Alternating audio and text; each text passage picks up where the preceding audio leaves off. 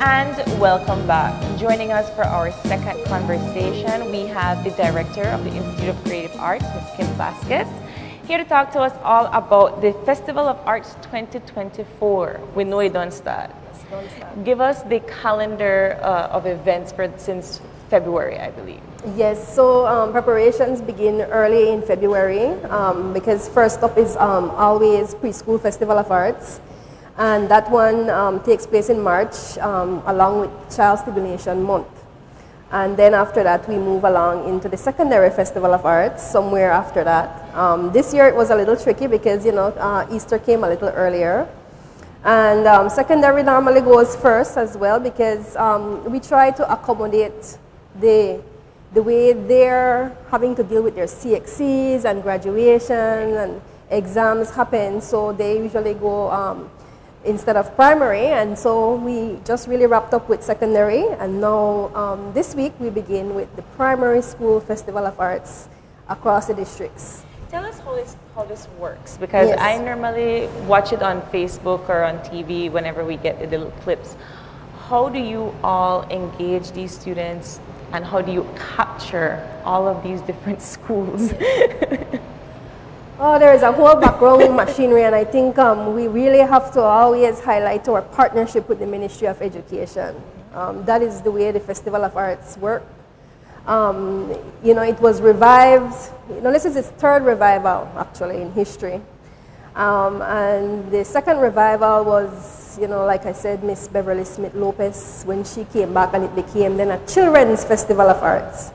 Well, we don't call it that. We changed the name, and now it's the Belize National Festival of Arts. But it is essentially a children's festival of art, and it really speaks to, you know, to the engagement of youth in the performing arts. And so this really works well with the Ministry of Education.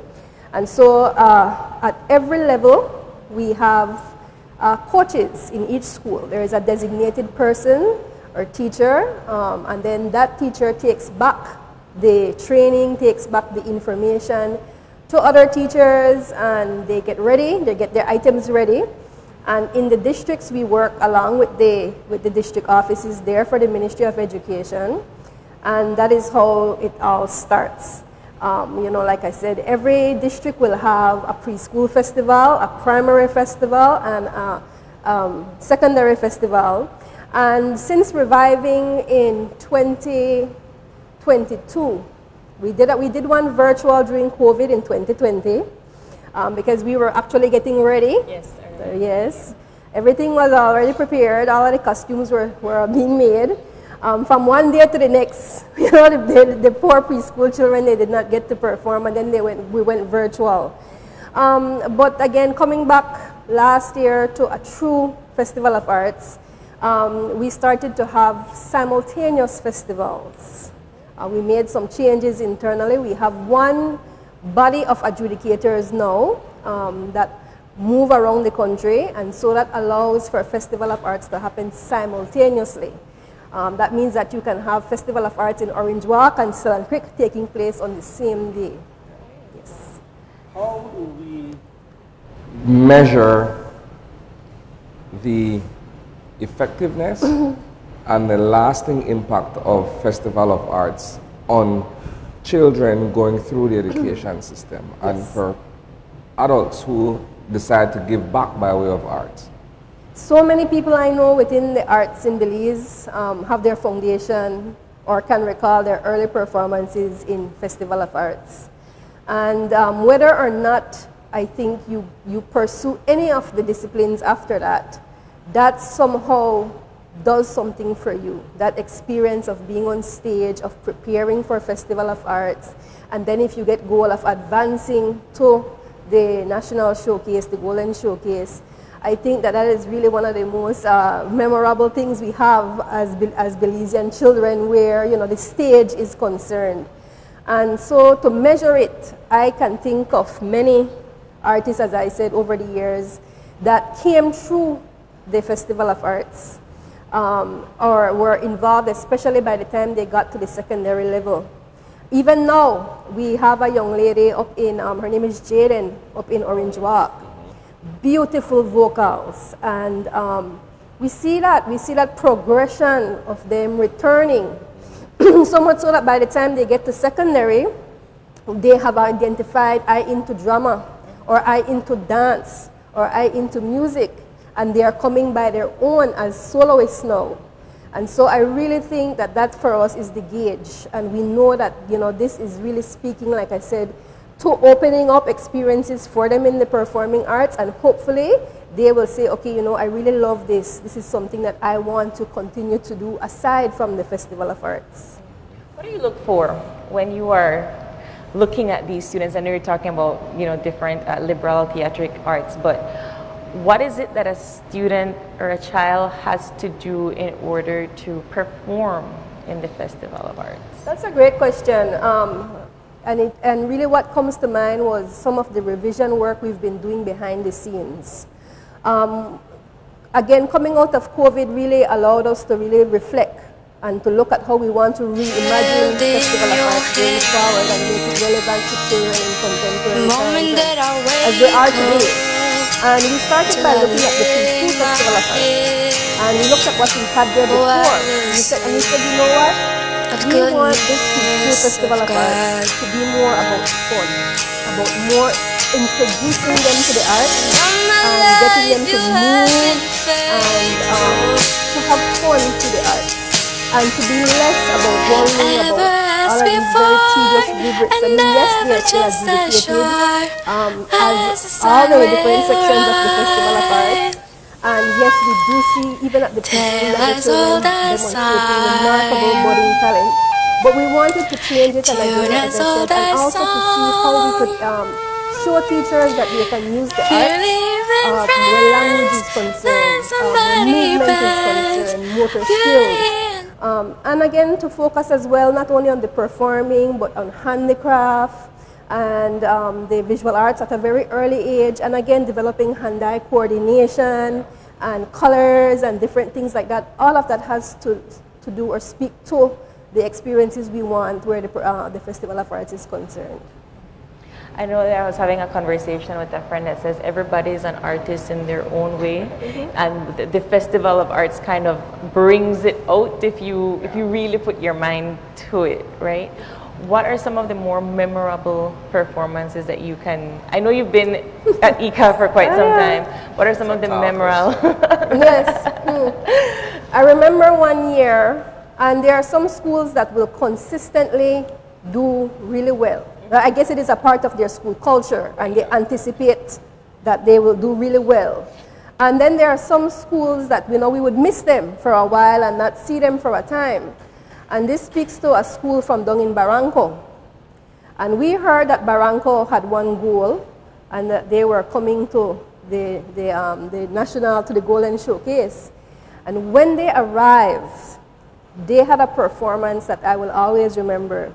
They managed to incorporate the women, the elders from their community, as live music, which is totally allowed because the women were not performing, they were there to sing.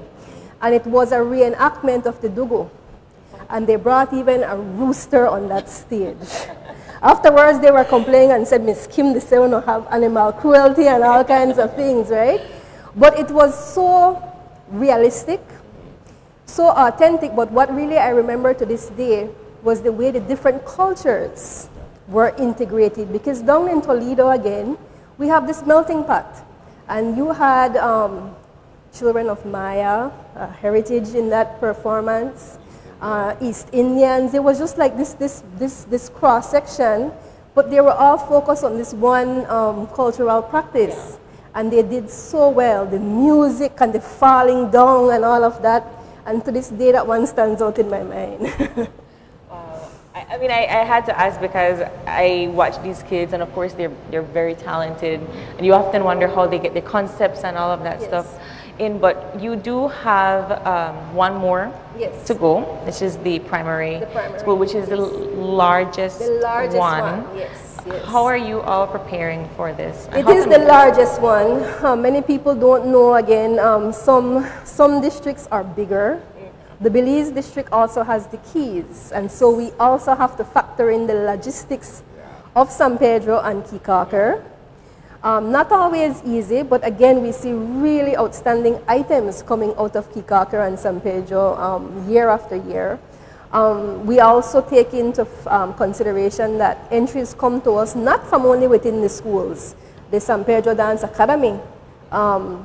Any youth organization or program, private music programs actually participate in Festival of Arts as well, that's fine. They enter through the same process. But yes, this is the biggest one. Belmopan has 2 festivals. I mean, Cayo actually, sorry. Cayo has a Belmopan Festival of Arts and a Cayo Festival of Arts. And you know, it's all really exciting. And what I am here, I guess, today is to commend the parents and the teachers that continue to believe in the Festival of Arts, especially in this revival phase that we are in. We are seeing a small increase in the participation of secondary schools. Another encouraging thing we're seeing is that a lot of visual artists coming in this year. And we really want to, again, just highlight to the public that you can tune in live when we reach the Golden Showcase. You can follow all the performances at the Bliss. Every day we'll have two districts being high. And then again, when they reach there, this is a new feature we have starting last year, is that when they reach the Golden Showcase, they are adjudicated one final time. And that is where they awarded Best in Dance for their district, Best in Drama, Best in Music. And this year we anticipate a really nice visual arts exhibit, and we hope to be able to give some awards for that as well. How do you keep the Festival of Arts fresh and vibrant, considering the fact that this is an annual event? Yes. One could argue that it's easy to rest on one's laurels and say, okay, well, we'll seek to do the same thing next year that we've done this year. But how do you keep it as dynamic as possible? Again, this really speaks to the revival work. I could remember maybe 10 years ago, we did not have spoken word, a category. And we at one point we had to get to the sit down and do rubrics to be able to adjudicate dub poetry or spoken word. You know, and again, this is like I said, we want that awareness, any genre. When it comes to dance, any type of dance, if you like hip hop, if you are into music and you want to rap, all of that is welcome in the Festival of Arts. We want you to do it, but we want you to do it well. And another thing that we have been really looking at in this period is preservation, because that is another aspect of the Festival of Arts that sometimes gets overlooked. All of the folk and traditional dances, the marimba music. We had an excellent performance last week from Tumulkin. And so this is how some of these traditions are passed on from elders within their community. And so for the past year, we have been really, not really pushing, but saying, just giving a reminder that language is also welcome in the Festival of Arts. Quechua, Mopan, Yucatec, Spanish, Creole, Garifuna, you're welcome to bring performances, write your own poems. If you're a teacher or a student, you can do your own drama. You're free to sing a song in any of these languages as well. So now that we have the primary school, it's starting this week, I imagine. How long are you taking for this, and then when is the Golden Case? Yes. So the Golden Showcase, we have the primary starting on Tuesday this week.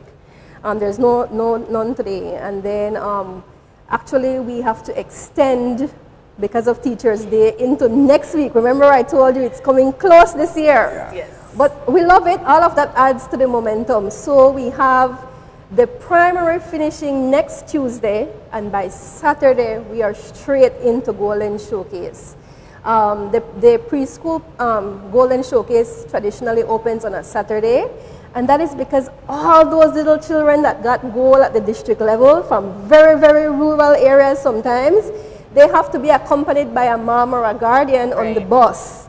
And so the opening for the Golden Showcase will be on Saturday, May 25th at the Bliss Center. We have opening ceremony and straight into an adorable Golden Showcase with the preschoolers from around the country. And then immediately after that, the week after, is all Golden Showcase, leading right up to our closing concert on Saturday, the 1st of June. Wow. So the 25th May 25th is for the preschool. Yes. That finishes at like 5 p.m. No, it's actually done by maybe like 1 o'clock the latest. Okay. Yes, right? They're short and sweet, the preschool performances, but again, there are some that, you know, we've not been able to go to all at ICA. You know, we have our team of adjudicators, but we know every time we go and we see one, we're looking forward to seeing that performance again in the Golden Showcase because they did so well. So, as we wrap up, where can we access these performances if we can't come to the Bliss? Well, for the Golden Showcase, you can look forward to our live stream on the Institute of Creative Arts page, and again on the rest of the niche social media as well. And we normally try to get highlights out as well to the media as well in the evening, but definitely you can tune in to the live stream, and if you don't catch it, you can go back at the end of the day and look at it at your leisure. It will be up there on the page as well. Wonderful. Thank you so much, Ms. Vasquez, for coming in. The Festival of Arts continues for the rest of the month, and then the first Golden Showcase is on May 25th. We are going to take another break, and when we come back, it's all about Pomona Day. And the village council members are here to tell us more about that. Stick around. Don't go away.